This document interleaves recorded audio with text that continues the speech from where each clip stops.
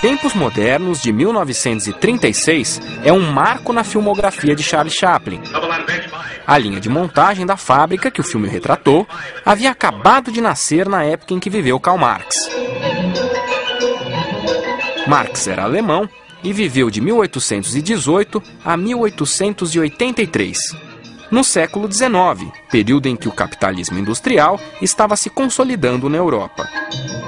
As máquinas se disseminavam, operadas por trabalhadores assalariados.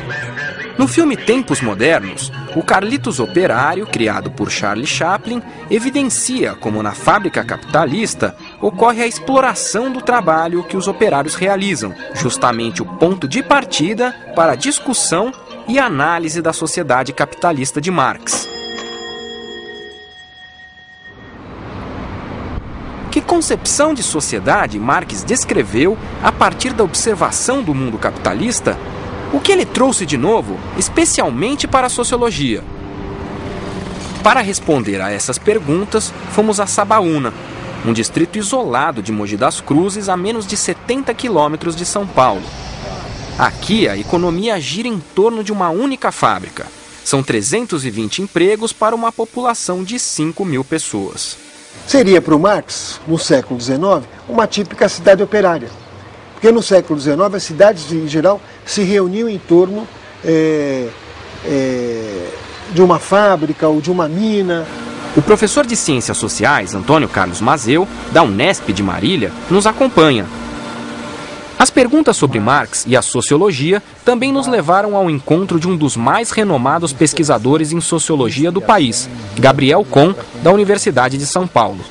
O professor Kohn vai ficar conosco neste e nos próximos 2 programas, sobre outros 2 autores clássicos, Max Weber e Emílio Durkheim. Primeira pergunta a ele: que importância a obra de Marx tem para a sociologia? Olha, houve uma época até que se dizia que ele não tinha importância nenhuma, viu? Porque ele era considerado um economista, um filósofo, sei lá, um grande revolucionário, mas ninguém diria que ele tivesse contribuição para a sociologia. Que, aliás, quando ele escreveu, etc. e tal, pouco mais existia do que o nome, inventado pelo Comte, um autor contemporâneo do Marx, que o Marx não gostava especialmente, ele tinha antipatia pelo Comte. Até porque, na perspectiva do Marx, era muito conservador, etc. Kohn se refere ao filósofo francês Auguste Comte, que em torno de 1830 foi o primeiro a usar o termo sociologia. No entender do Marx, o capitalismo produz uma primeira relação social fundamental, da qual derivam N outras, que é a relação de assalariamento, a relação de compra e venda de força de trabalho, que não é uma relação natural, ela teve que ser inventada. Alguém tem a indústria, alguém tem capacidade de trabalhar, a relação que se estabelece é eu vendo minha capacidade de trabalho para quem tem a indústria. Essa relação é central. Quer dizer que quando o pesquisador Flávio Sais, no programa sobre capitalismo no Brasil, disse: a ideia do trabalho assalariado seria, vamos dizer, o núcleo da concepção de capitalismo. Então, ele estava pensando de acordo com as descobertas de Marx. A história de Sabaúna se confunde com a expansão do capitalismo no Brasil. Lugar de passagem da antiga ferrovia São Paulo-Rio de Janeiro, era ponto de parada obrigatório para o abastecimento dos vagões com a produção agrícola local.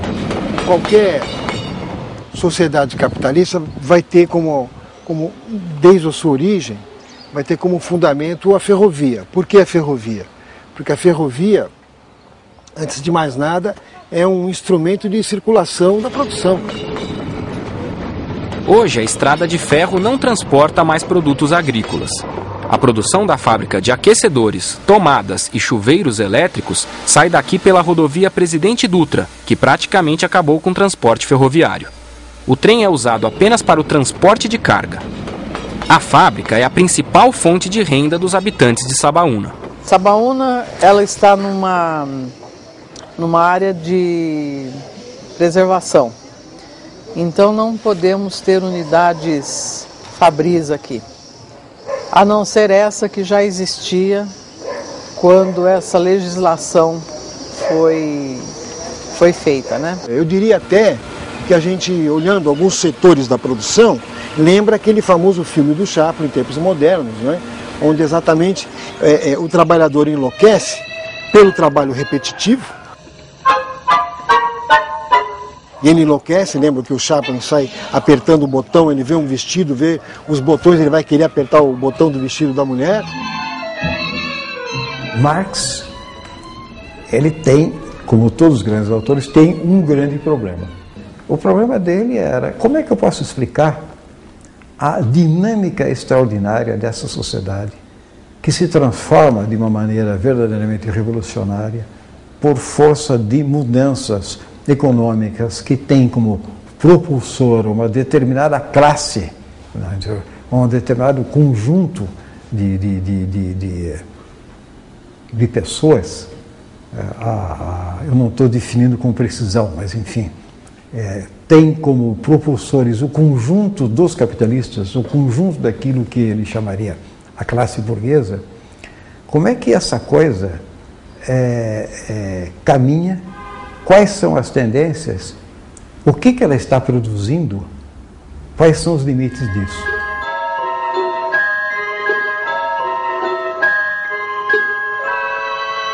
No capitalismo, o trabalho é livre, não é?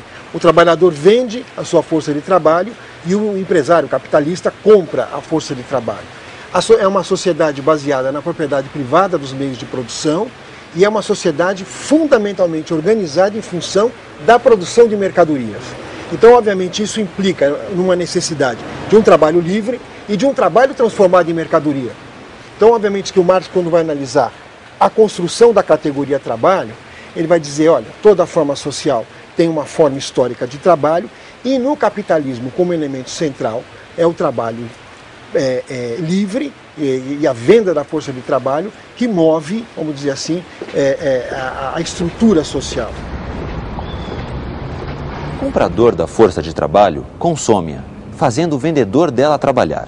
Este, ao trabalhar, torna-se realmente no que antes era apenas potencialmente. Força de trabalho em ação. Trabalhador. Para o trabalho reaparecer em mercadorias, tem de ser empregado em coisas que sirvam para satisfazer necessidades de qualquer natureza. Por isso, temos inicialmente de considerar o processo de trabalho a parte de qualquer estrutura social determinada. O que acontece no capitalismo? Primeiro, o trabalhador não tem mais os meios de produção, ou seja, não tem os instrumentos de produção. O trabalhador vende só sua força de trabalho.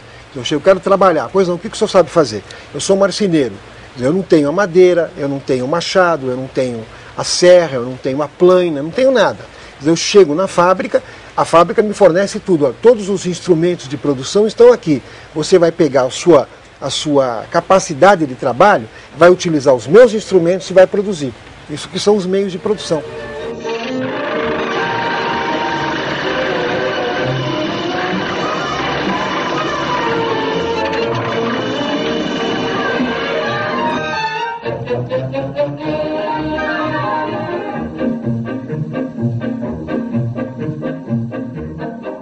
Um dos grandes lances de gênio dele é que ele não falava simplesmente em produção.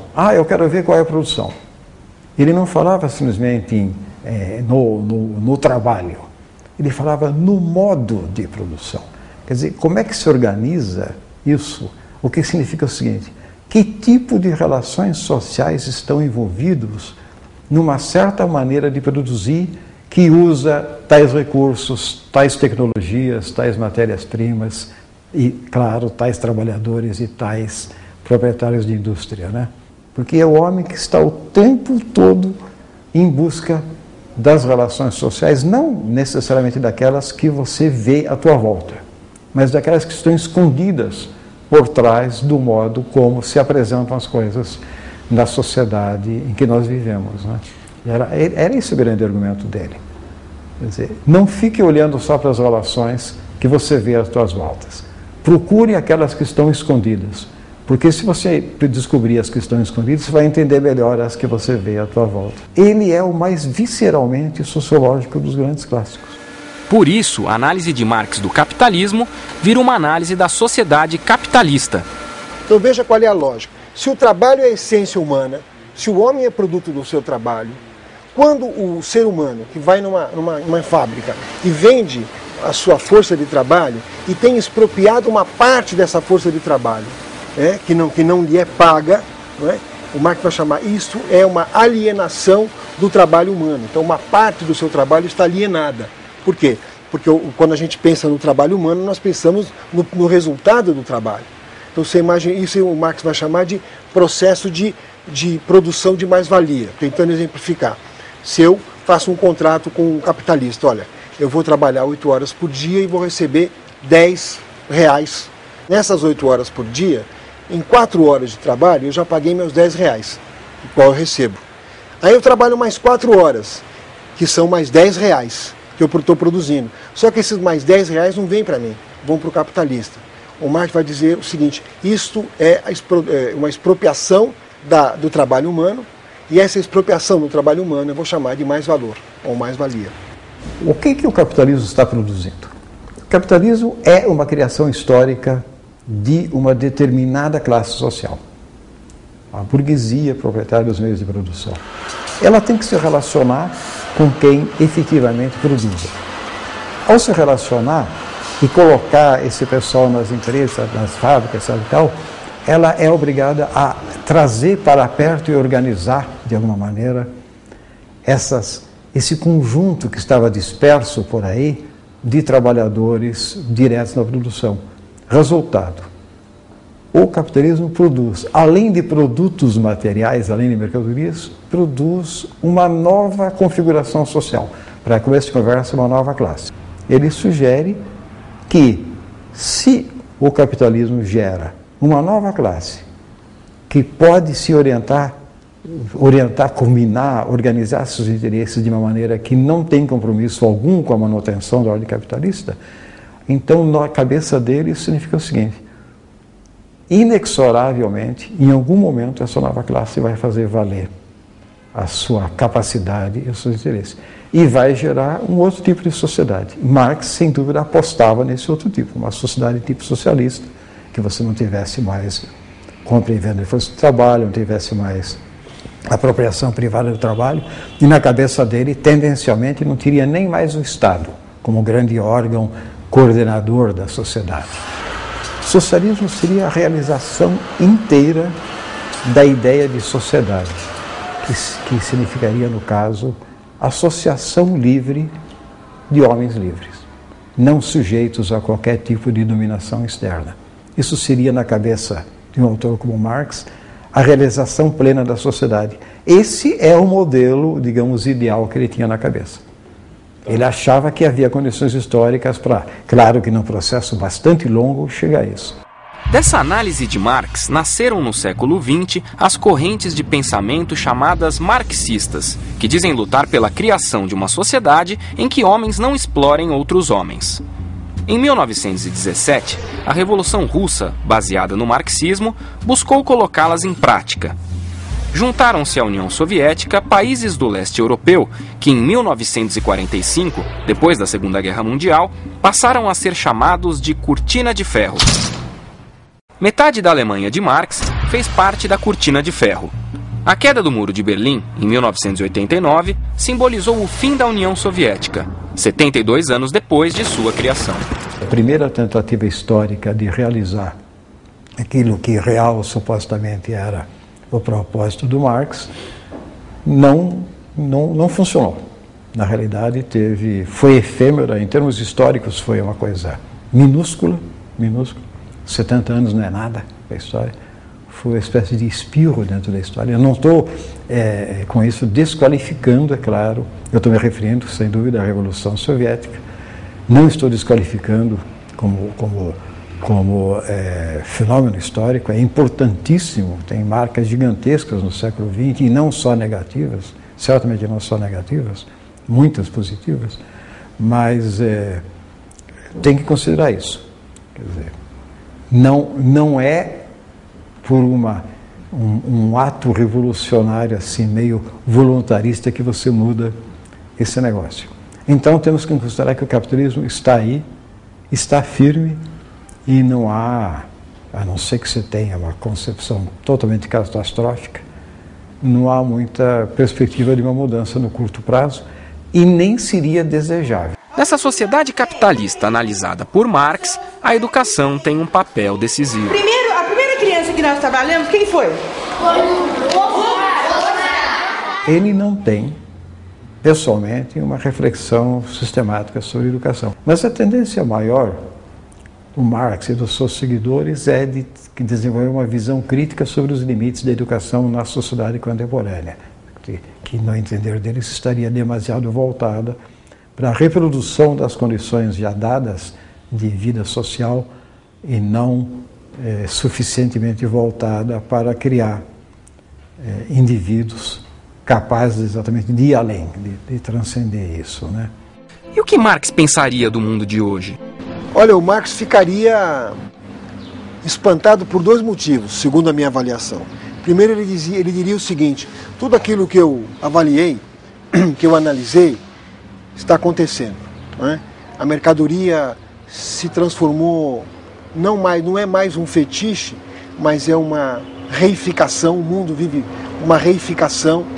Todas as relações sociais se mercantilizaram, não é?